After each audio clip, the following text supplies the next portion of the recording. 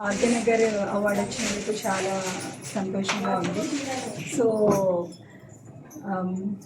మన కళల్ని, మన సాంప్రదాయాన్ని ఇలా ప్రజలకి తెలియాలి. ఎందుకంటే మన భారతీయ సంస్కృతిని అందరూ మర్చిపోతున్నారు వెస్ట్రన్ కల్చర్కి వెళ్ళి. సో ఇలాంటి సాంప్రదాయమైన నేషనల్ ఫెస్టివల్స్ని మనం చేసి మన సాంప్రదాయాన్ని పైకి తీసుకురావాలని ఈ ఫెస్టివల్లో నేను పాల్గొనడం చాలా సంతోషంగా ఉంది.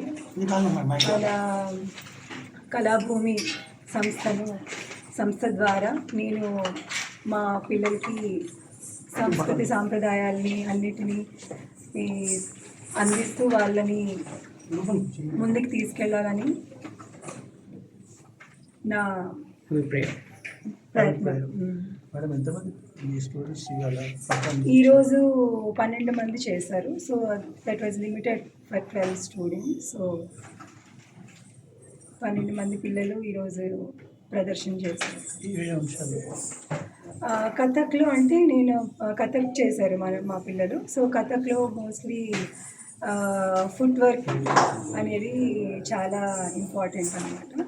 సో కథక్లో తాళం మోస్ట్లీ అంటే మిగతా డాన్సెస్ అన్నిటికన్నా కథక్లో ఏంటంటే ఫుట్ వర్క్ అనేది చాలా ఇంపార్టెంట్.